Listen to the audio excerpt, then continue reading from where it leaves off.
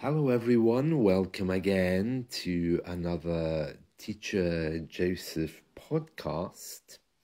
Well, our king and queen are in Australia, or at least they're about to arrive there for a tour.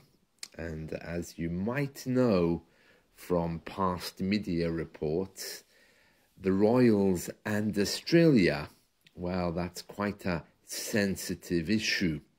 There are many people who would prefer Australia to become a full republic, to have the royal family removed, particularly the king, as the head of state. Now, it seems that the debate and indeed the referendum to have that done is currently on hold. The current Prime Minister of Australia has promised that there will be a referendum, but back in January he said there's no timeline for this. It will happen, but not at the moment. Now, our media is reporting that this issue is still quite a hot potato, and indeed many Australians would like to see King Charles removed from his title in Australia. We're going to read through a newspaper report about this because it seems that the Australian Republic Movement, which is an organisation set up to have King Charles removed, they've written to King Charles and they wanted some kind of background and information about how open the royal family are to stepping away. Now, the fact that King Charles and his wife, Queen Camilla, are there in Australia at the moment does show that, at least in principle, the Australians are okay with them. According to our media, the debate over whether to remove Charles as Supreme Head of State has been placed on hold because I think in Australia they have other things to worry about, other more local pressing issues. So this group, Australian Republic Movement, they've written to the King, and this is what happened. And this is a news report from last week. It says here, King Charles has confirmed that it is up to the Australian people to decide whether the country remains a constitutional monarchy or becomes a republic. Ahead of the King's visit to Australia, the Australian Republic Movement exchanged letters with Buckingham Palace officials, writing on the King's behalf. Correspondence from the palace, first revealed by the Daily Mail, says that whether Australia becomes a republic is a matter for the Australian public to decide. The future of the monarchy in Australia is likely to be an issue during the royal visit, which includes events in Sydney and Canberra. The letter sent by palace officials restates the existing position rather than marking any new change in policy. It is an amicable exchange following a request by a group campaigning for a republic to have a meeting with the King during his visits.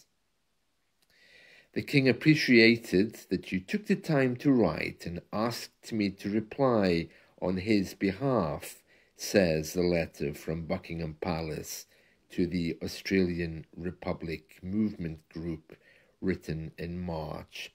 Please be assured that your views on this matter have been noted very carefully. The letter continues, and then it says, His Majesty, as a constitutional monarch, acts on the advice of his ministers, and whether Australia becomes a republic is therefore a matter for the Australian public to decide. And then the letter says, The letter adds that the King and Queen have a deep love and affection for Australia, and your thoughtfulness in writing as you did is warmly appreciated. The last referendum to be held was in 1999, where people voted narrowly to keep the monarchy. Earlier this year, Australia's government said plans for another referendum were not a priority, but campaigners for a republic argue that Australia's head of state shouldn't be the monarch, but someone chosen by Australians. When the King's visit was announced, Isaac Jeffrey of the Australian Republic movement said, "While we respect the role the royals have played in the nation to date, it's time for Australia to elect a local to serve as our head of state, someone who can work for Australia full time." It goes on to say, "We are keen to tell the King that we will stay in the Commonwealth and the Republic is about us, not about him or his family." The visit to Australia will be the King's biggest trip since his cancer diagnosis. The visit from 18th to 26th of October will include a review of the Australian Naval Fleet in Sydney Harbour. Yeah, because I suppose the King will be the head of their military as well. Attending a community barbecue, supporting environmental projects, and meeting cancer experts. This week it was announced as well that in December, King Charles will go to Qatar for a 2-day state visit. Well, I mean, I suppose the Australians are just the same as we are. I mean, when I hear the King is touring the country, when he passes by places where I am, I just scratch my head and think, what? Who? Why? Do I care? Really? No. And I generally just ignore him. So I guess the Australians are just doing the same thing. And after all, they are on the other side of the world. And many people are very offended by the British Empire and its history. Australia was our prison colony. It's where they sent bad people, as was the view in those days. Of course, things have changed, but many Australians, of course, have English surnames or Irish names. Many of them are Indigenous, and of course, many people from here immigrate to Australia for different reasons. I have a cousin who went there. I've no idea what happened to him. We're not in touch. But yeah, I have a cousin over there. Probably more than one, I think. There's a picture here of King Charles looking a little bit strange, staring at a desk. But very interesting, very interesting. So who knows what's going to happen to him? I mean, there were always Australians who didn't like the Queen or the royals. I know that jokingly, the nickname many Australians have for British people, they use the word POM, P-O-H-M. That's not a word, it's an acronym, which means Prisoner of Her Majesty. They make a lot of jokes with this word. When they talk about English people, they say, oh, he's a POM, meaning an Englishman, prisoner of Her Majesty, or of course now it's His Majesty, because it's the King. We in return have nicknames for Australians. I can't remember many of them. I think we just generally these days refer to them as Aussies, a shortened version of the word Australian. But yeah, it's a big deal for them. And yeah, there's many Australians who would prefer if the royals simply weren't there. But having said that, there's also many British people who would prefer if the royals weren't there, especially when they start giving out awards. I hate that. When they start knighting people and giving them certain titles so they can be in our House of Lords. The whole thing seems a bit crazy for me. There are some people who love it, especially people who have strong political views, because the royals, the military, and the official state church are all different faces of our government, of course. But yeah, I have to say, I'm not really a big fan. I do love watching Australian TV. It's a nice alternative to American and British TV. Some of the stuff's on YouTube. There was a very famous drama in the 1980s called Sons and Daughters. If you like kind of daily drama, soap opera style TV shows, then you would love Sons and Daughters. It's the story of a man and a woman. I think the first episode is a man and a woman. They're not married, I think, or they're newly married, and they have twins, and they separate. One goes to Sydney, and the other one, I think, stays in Melbourne, and the two families develop separately. And, well, it's just a very interesting story. It has everything, the twins that fall in love and don't realize a brother and sister.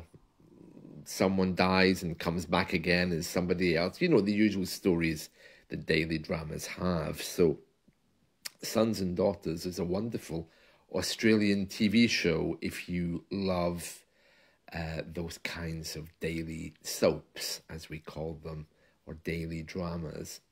There's also Prisoner Cell Block H. It's one I like, also from the 1980s, the same as Sons and Daughters, also on YouTube, which is all about a women's prison. And they've recently tried to remake that, calling it simply Wentworth, which was the name of the fictional town where the prison was located. So the original, Prisoner Cell Block H, another fabulous Australian TV show.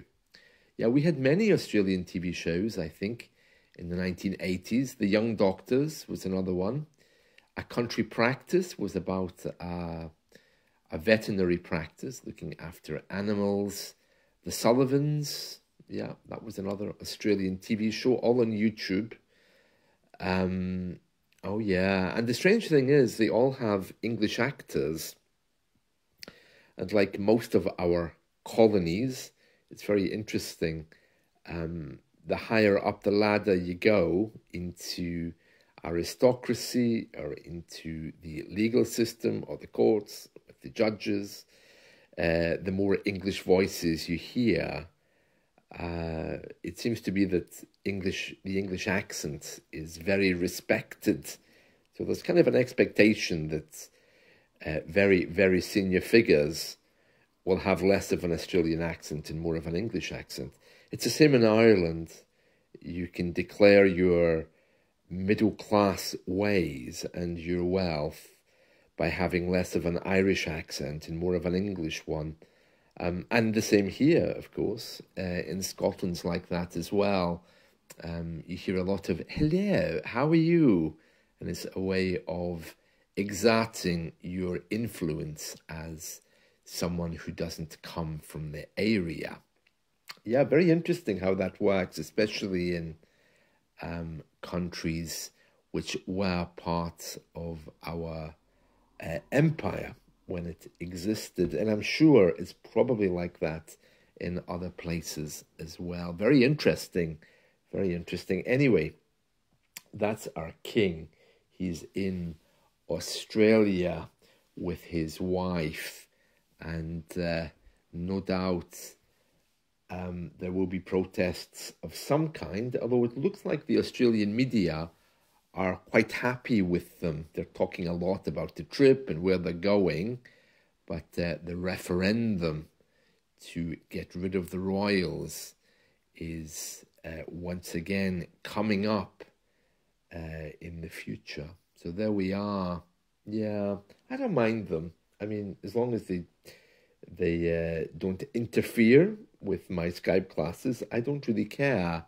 They are very good for shadowing with. The king, of course, especially the queen, have very nice voices, received pronunciation. It's very, very good. But it does show again how the English voice is respected all over the world, particularly in our ex-colonies.